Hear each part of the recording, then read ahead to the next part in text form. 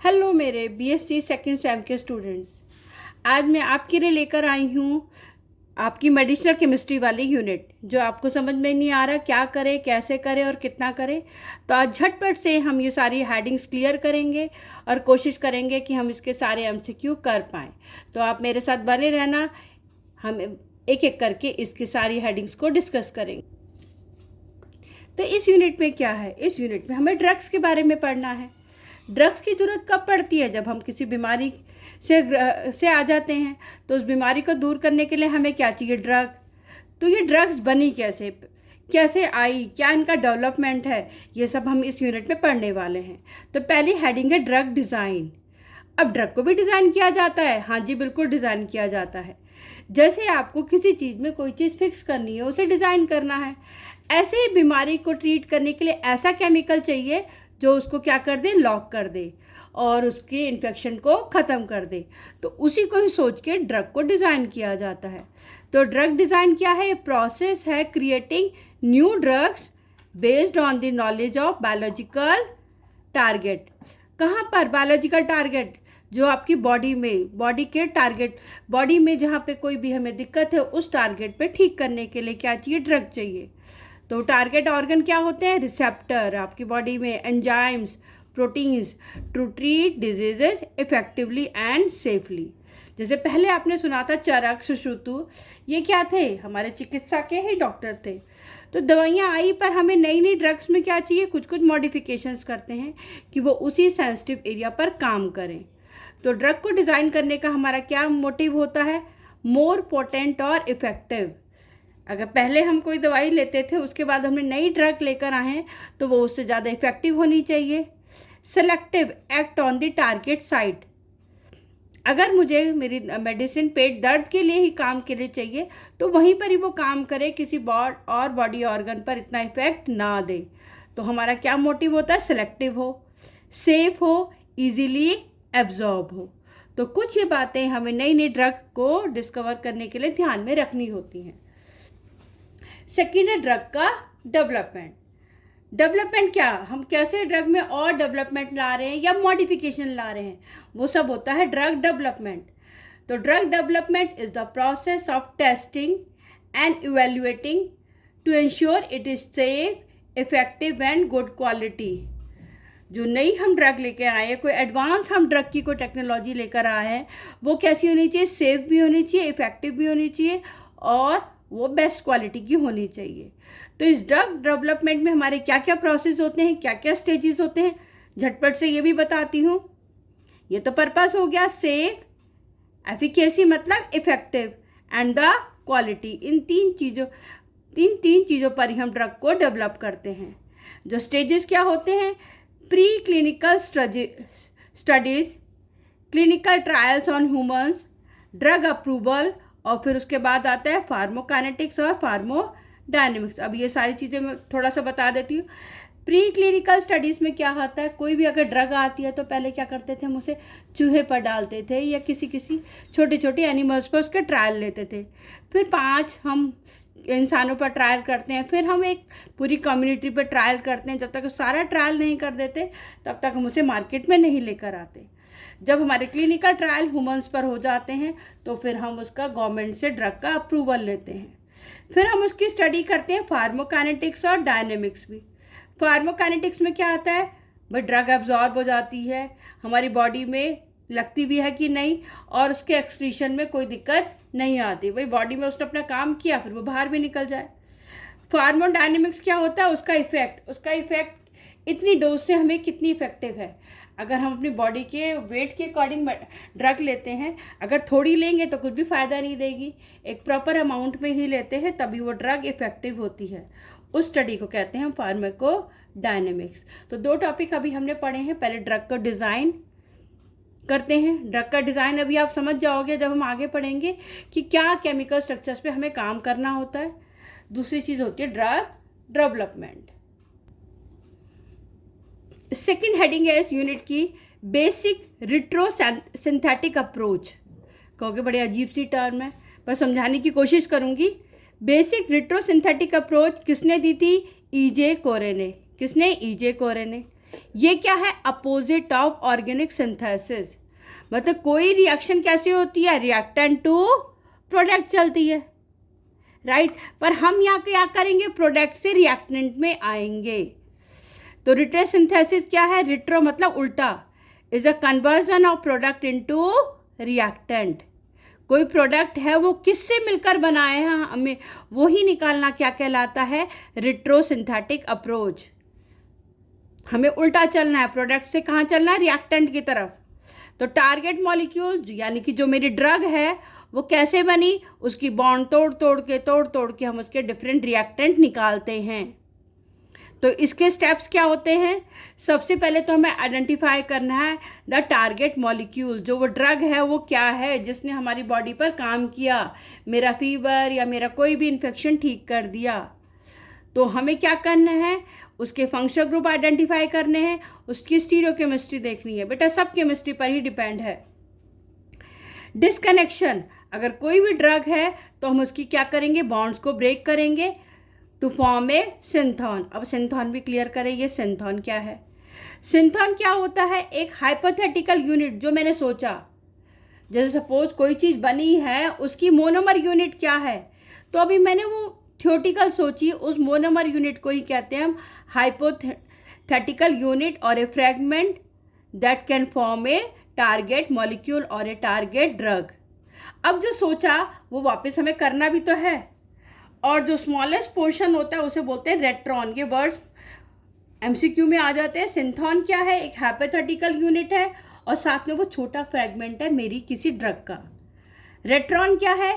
हमने पूरे प्रोसेस को उल्टा करके देख लिया।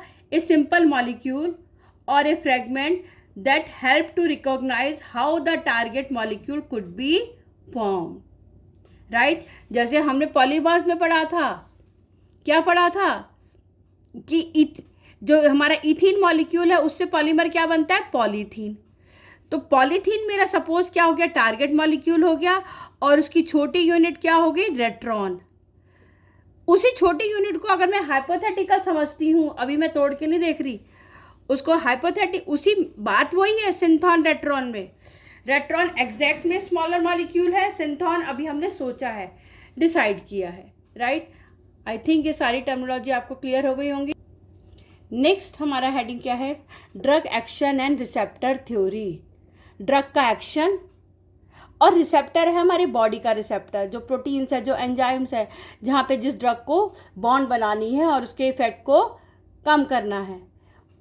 तो उन दोनों का एक्शन देखेंगे। ड्रग जो हमने मार्केट में बनाई है, रिसेप्टर जो हमारी बॉडी में एंजाइम्स है, प्रोटीन्स है, या बॉडी के जिस ऑर्गन में मेडिसिन को, ड्रग को जाना है, उन दोनों का एक्शन क्या होता है? किसका? ड्रग का, और जहाँ पर कोई हमें मेडिसिन की ज़रूरत है उसको बोलते हैं रिसेप्टर। तो ड्रग एक्शन क्या है? एक बायोकेमिकल और फिजियोलॉजिकल एक्शन है। कहाँ पर? बॉडी पर, और बॉडी के उस पार्ट को ही बोलते हैं हम receptor. It involves the interaction of structurally specific drugs with specific targets like receptor, enzymes, etc. in human body. ये एक तरह से बॉन्डिंग हो जाती है, जैसे हाइड्रोजन बॉन्ड पड़ी हो, कोवलेंट बॉन्ड पड़ी हो, एक ड्रग का और बॉडी के किसी ऑर्गन का जिसे हम रिसेप्टर कहते हैं, उन दोनों का इंटरेक्शन होता है। फिर से क्लियर करती हूँ, रिसेप्टर क्या है? रिसेप्टर एक macromolecular specifically protein in the body that's binds with the drug. अब हमारी कहीं अगर स्किन इन्फेक्शन हो तो वहीं की किसी मेम्ब्रेन से रिएक्ट करेगी ड्रग, साइटोप्लाज्म के साथ रिएक्ट करेगी, या न्यूक्लियस के साथ रिएक्ट करेगी। हमारे बॉडी में अगर बैक्टीरियल इन्फेक्शन हो गया तो उसका न्यूक्लियस होगा, साइटोप्लाज्म पे जाके बॉन्ड बनाएगी, या फिर सेल मेम्ब्रेन के साथ बॉन्ड बनाएगी। ये ड्रग है जो हमने मार्केट में सिंथेसाइज करी है। ये रिसेप्टर क्या है? हमारी बॉडी का रिसेप्टर। रिसेप्टर अभी मैंने पढ़ा है, कहीं पर भी सेल मेम्ब्रेन भी हो सकती है, साइटोप्लाज्म भी हो सकता है, न्यूक्लियस भी हो सकता है, जिसको हम बार बार एंजाइम और प्रोटीन कहते हैं। इन दोनों में कॉम्प्लेक्स बनता है, ड्रग रिसेप्टर कॉम्प्लेक्स, और उससे रिस्पॉन्स आता है, उससे तुम हील हो जाते हो। तो क्या है? ड्रग्स क्या है? केमिकल ही है। उस केमिकल में क्या है? OH ग्रुप है, NH2 ग्रुप है, COH ग्रुप है, वो रिसेप्टर के साथ जाके बॉन्ड बना देता है, और फिर हमारा पॉजिटिव इम्पैक्ट निकल कर आता है। जैसे मैंने ये फिगर में बनाया है, ये मेरी बॉडी में रिसेप्टर पार्ट है, यानी कि जहाँ पर कोई ना कोई इन्फेक्शन या कोई दिक्कत हो गई है। अब मैंने ड्रग दी और मार्केट से कोई, चलो ये तो सबस्ट्रेट बना दे, सबस्ट्रेट आ गया, तो मेरी ड्रग यहाँ जाकर क्या हो जाएगी, बॉन्ड बना लेगी। और बॉन्ड बना लेगी तो उसके बाद ये दोनों मिल गए, जहाँ दो लोग मिल जाते हैं वहाँ अच्छे काम हो जाते हैं और वहाँ हमारे पॉजिटिव रिस्पॉन्स आ जाते हैं। तो जो ड्रग रिसेप्टर इंटरेक्शन में क्या क्या बॉन्ड बनती है, आयनिक बॉन्ड भी बन सकती है, हाइड्रोजन बॉन्ड भी बन सकती है, कोई वंडरवॉल इंटरेक्शन भी हो सकता है और कोवलेंट बॉन्ड भी बन सकती है। तो ड्रग उस रिसेप्टर साइट को क्या करती है, ब्लॉक कर देती है। इसको हम लॉक एंड की थ्योरी भी कहते हैं। ये मेरा लॉक और ड्रग क्या है, उसकी चाबी। जब सही चाबी मिल जाती है तो क्या होता है, हमारी दिक्कत सॉल्व हो जाती है। उसी तरीके से अगर सही मेडिसिन मिल जाती है तो रिसेप्टर के साथ एक ड्रग सही जुड़ जाती है और वो पॉजिटिव रिस्पॉन्स देती है। तो किस किस के बीच में कहानी है, कहानी बीच में है ड्रग और रिसेप्टर के। रिसेप्टर कौन है, मेरे बॉडी का वो पार्ट, वो प्रोटीन पार्ट, वो एंजाइम पार्ट, जहाँ पर ड्रग को बॉन्ड बनानी है और पॉजिटिव रिस्पॉन्स देना है। तो इसी के लिए बहुत सारी थ्योरी आई थी। इन थ्योरी को ही थोड़े से साइंटिस्ट याद करने हैं, किसने दी थी। पहली थ्योरी थी लॉक एंड की थ्योरी। ये किसने दी लॉक एंड की थ्योरी, ईमेल फिशर ने। सबसे ज़्यादा हाईली स्पेसिफिक, हर ताले के लिए एक फिक्स चाबी है। तो हर एक दिक्कत, हर एक प्रॉब्लम के लिए, हर एक बीमारी के लिए एक फिक्स ड्रग है, वही उसकी ताले की चाबी को खोलेगी, वही एक पॉजिटिव रिस्पॉन्स देगी। तो इस थ्योरी को पहले समझाया था हमने लॉक एंड की थ्योरी से। फिर हमने समझाया था ऑक्यूपेंसी थ्योरी। ऑक्यूपेंसी थ्योरी ने कहा था भैया जैसे अगर 10 ताले हैं तो 10 चाबियां भी तो चाहिए। ऐसे ही जितना इंटेंसिटी ऑफ फार्माकोलॉजिकल इफेक्ट है उतनी ही इंटेंसिटी क्या होनी चाहिए, डायरेक्टली प्रोपोर्शनल टू रिसेप्टर होनी चाहिए। रिसेप्टर मैंने कहाँ बताया, मेरी बॉडी के एंजाइम, साइटोप्लाज्म, न्यूक्लियस, उसके पैरेलली ही हमारे को ड्रग चाहिए। कम दिक्कत लाइट डोज ऑफ ड्रग, ज़्यादा दिक्कत उतनी ही इंटेंसिटी में ड्रग चाहिए। It depend upon concentration of drugs and number of receptors in the unit area of volume. Suppose करो आपको थोड़ा सा ही जला है तो आपको थोड़ी सी ही दवाई लगाने की ज़रूरत है, ज़्यादा जल गया तो ज़्यादा दवाई चाहिए।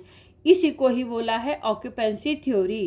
किसने दिया था, क्लार्क एंड गैडम ने। किसने दिया था, क्लार्क एंड गैडम ने।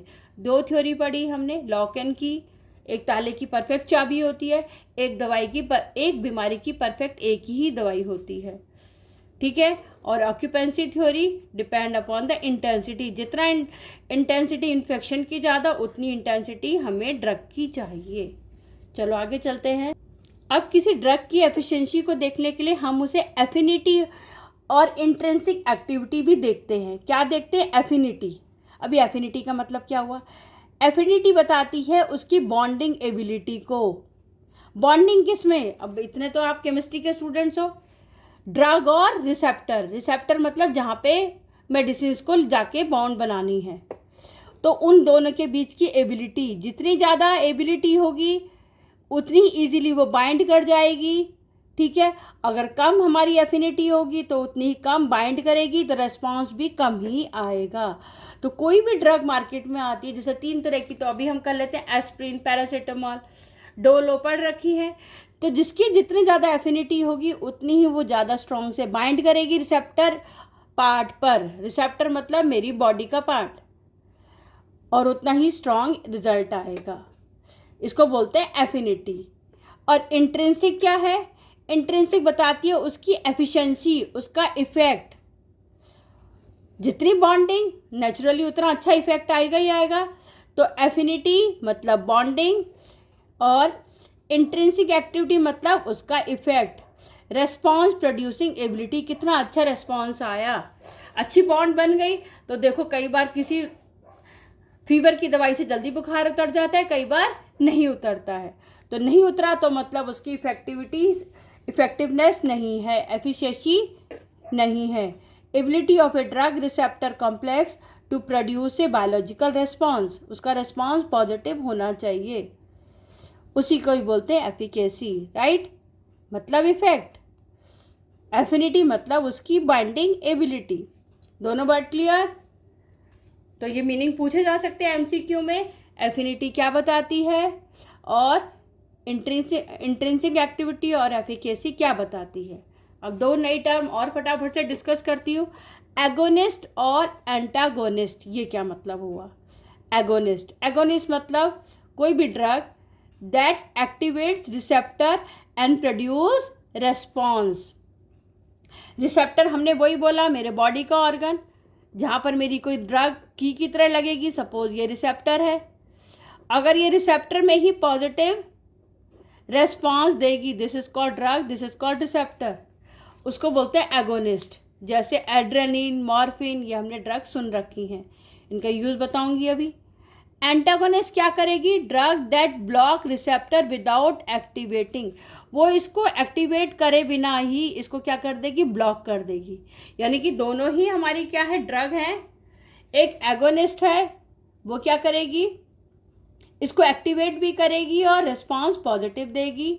बट एंटागोनिस्ट ड्रग क्या होगी? वो रिसेप्टर को एक्टिवेट नहीं करती बट रिस्पॉन्स ये भी पॉजिटिव देती है। प्रोपेनॉल और नालोक्सोन, ये आपको दोनों एग्जाम्पल याद करने पड़ेंगे, पूछ सकते हैं एगोनिस्ट क्या एग्जाम्पल है और एंटागोनिस्ट के क्या एग्जाम्पल है। आई होप थोड़ा बहुत आपको क्लियर हुआ होगा। इस वीडियो में ये सारी थ्योरी ही क्लियर करूँगी, बाकी की नेक्स्ट वीडियो बनाएंगे। नेक्स्ट थ्योरी होती है रेट थ्योरी। पहली हमने पढ़ी थी लॉकेन की, फिर पढ़ी थी एफिनिटी एंड इंट्रिंसिक एक्टिविटी, फिर पढ़ी थी एगोनिस्ट और एंटागोनिस्ट। अब थर्ड नेक्स्ट पढ़ेंगे रेट थ्योरी। रेट से तो खुद वर्ड से खुद समझ में आ जाता है। ये किसने दी थी? पैटर्न डायनेमिक थ्योरी, पैटर्न ने दी थी। इसको डायनेमिक भी कहते हैं। इसने बोला था कि किसी ड्रग का एक्शन डिपेंड करता है उसके rate of binding and unbinding of drug. किस रेट से, किस स्पीड से वो बाइंड कर रही है, उससे ही उतना बायोलॉजिकल रेस्पॉन्स पॉजिटिव पता चलता है। तो response is proportional to the number of collisions per unit time. भाई कोई मेडिसिन, कोई भी ड्रग का रिस्पॉन्स आधा घंटे में पता चल जाता है और किसी का 2 दिन तक पता चलता है। उसी में को ही हम करते हैं किसमें? रेट थ्योरी में। तो उस ड्रग को उसी तरीके से क्लासिफाई करते हैं। डिपेंड करता है उसकी फ्रीक्वेंसी ऑफ इंटरेक्शन पर। बायोलॉजिकल रिस्पॉन्स किस पर डिपेंड करेगा? फ्रीक्वेंसी ऑफ इंटरेक्शन पर। राइट? किसने दी थी? पैटर्न ने। लास्ट आ जाओ इंड्यूस्ड फेट थ्योरी। ये भी इंपॉर्टेंट थ्योरी है। ये किसने दी थी?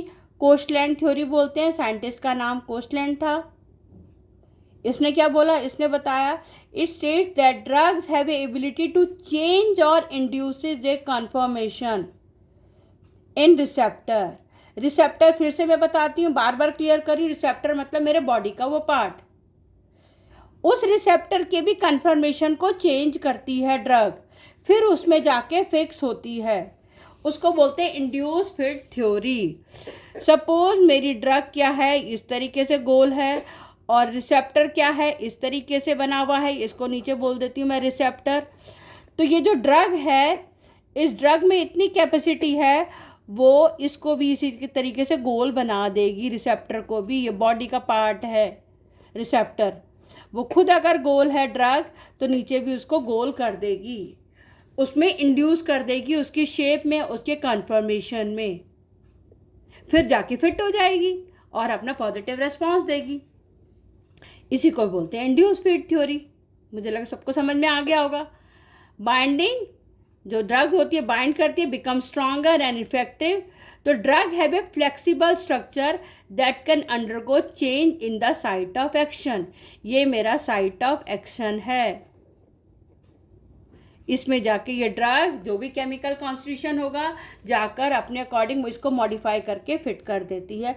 इसको बोलते हैं इंड्यूस फिट थ्योरी। किसने दी? कोस्टलैंड ने दी। राइट? थ्योरीज आपको क्लियर हो गई होंगी। Thank you so much for watching this video. इसके बाद मिलेंगे हम नेक्स्ट वीडियो में। तब तक के लिए पढ़ते रहिए। Okay, bye.